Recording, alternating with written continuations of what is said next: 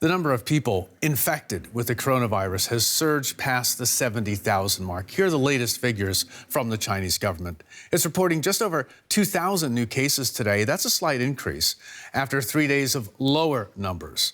And there have been 105 new deaths from the disease, bringing the total number of dead to about 1,800 since the outbreak began 2 months ago. In other developments, DW has confirmed that Xiaogan in Hubei province is using tighter new restrictions. Residents there are not being permitted to leave their homes or to use their private vehicles. Let's get more now on those tough new measures with correspondent Matthias Berlinger. Matthias, can you tell us how are authorities making sure that people don't leave their homes and don't get into their cars in Xiaogan?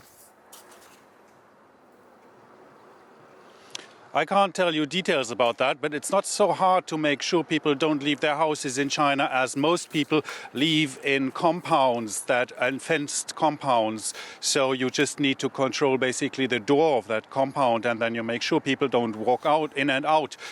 There are issued passes, even here in Beijing. I'm issued a pass to enter and to leave my compound.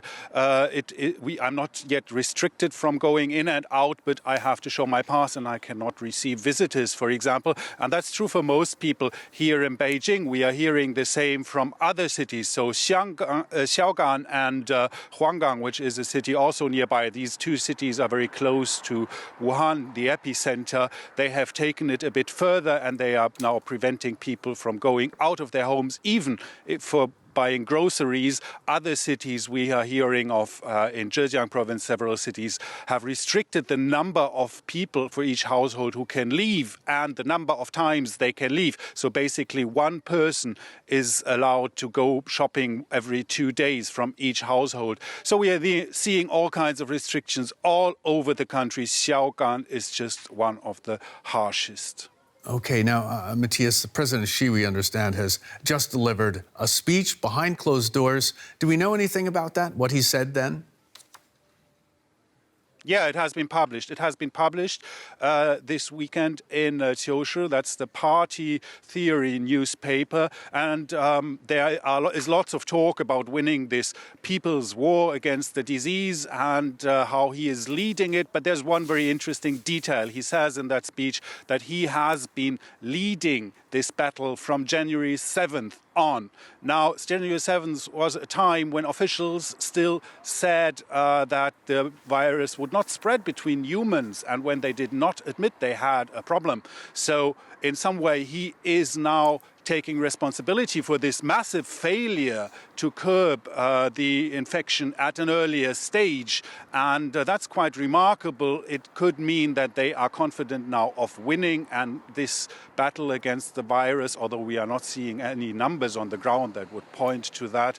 And we are not...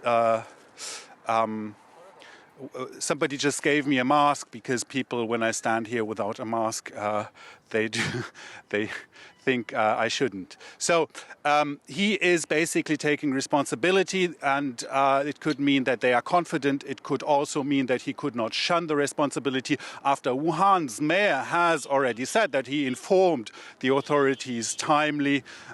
So it is quite remarkable. He's taking more risk on himself now. It could also mean that it's now all or nothing for him. Okay, being handed that mask, Matthias, a sign that people are taking this people's war, as Xi put it, seriously where you are in Beijing. Matthias, thanks so very much for that. Well, a quarantined cruise ship in the Japanese port of Yokohama has seen hundreds of American passengers evacuated. That ship has been in quarantine for about 2 weeks now after a man who disembarked in Hong Kong tested positive for the virus. The Diamond Princess fenced off at the dockside in Yokohama, but for some at least, a way out after more than a week of uncertainty. Buses pull up next to the ship, ready to pick up some 300 Americans who have chosen to swap quarantine here for quarantine back home.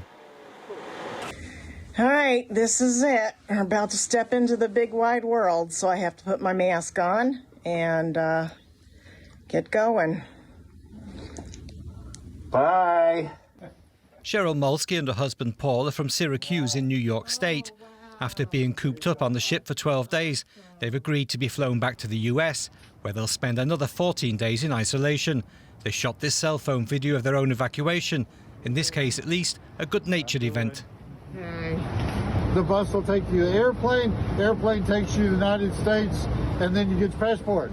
All good with that? Okay.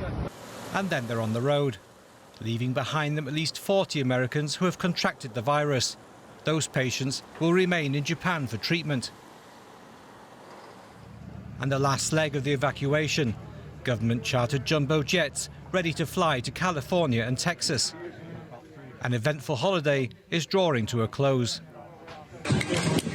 Well, we're exhausted, but we're on the plane, and that's a good feeling. Pretty miserable wearing these masks, though, and everybody had to go to the bathroom on the bus. But what about you? 5 hours on the bus waiting to get off the bus. One evacuation completed. Canada, Hong Kong and Italy say they also plan to evacuate their citizens from the cruise ship. Well, earlier we spoke to correspondent Klaus Sheva in Tokyo. We asked him about the situation right now on the still quarantined Diamond Princess. Klaus Sheva is a correspondent with Germany's public broadcaster ARD in Tokyo. Joins us now for more. Good day to you, Klaus. Can you tell us what's the situation on the quarantined cruise ship, the Diamond Princess? Well, after the 300 Americans left this morning and another 400 people from the original passengers list are in hospitals on land in Tokyo and others, there are nearly 3,000 people still left on the ship, and their quarantine period ends after 2 weeks this Wednesday. So are they all going to be tested until then? We don't yet exactly know. Will they leave on Wednesday or maybe Thursday? There are some questions still open.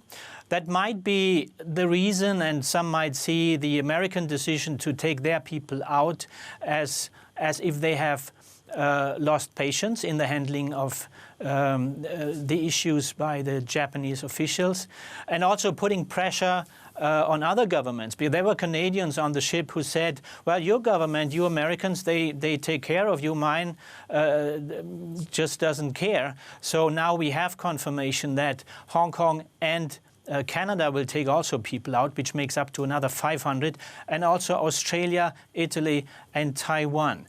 One word about the crew. There have been complaints also by crew members who said, we are not under personal quarantine. We have to work under quite risky conditions. We feel like, not treated very properly. Klaus Sheva there for us in Tokyo. Well, here in Germany, a group of people evacuated from Wuhan have been released after 2 weeks in quarantine, and 120 people were being held in a German army barracks since their return, none of them testing positive for the COVID-19 virus. We spoke to a Red Cross worker who looked after the evacuees. Tired but happy. Oliver Talke from the German Red Cross listens in to the final press briefing at the barracks. He's one of the Red Cross workers who volunteered to go into quarantine with the evacuees from China. Now, after 2 weeks of living with the threat of infection, it's time for him to go home. Everyone needed to be a little scared about everybody else, and you had to make sure you followed the rules. You do it again? Of course, and I think I can say all the colleagues who were in there would say the same. On the road back home, Talke speaks of a tough beginning after the evacuees arrived back from China 2 weeks ago. The stress of the journey, all the uncertainty and the waiting, and that after the difficult situation in Wuhan. Some of them were waiting for weeks to get out. They were scared. That's why they all fled. You could see that they were relieved to be here, and that relief grew after every examination, which went well. At first, the evacuees were divided into small groups to reduce the risk of cross-infection. But the barracks were too small, and soon they were all together. So the evacuees and the volunteers ended up as a close-knit community, despite the face masks and plastic gloves. The crisis is over for now for Oliver Talke, but the international crisis is nowhere close to being finished.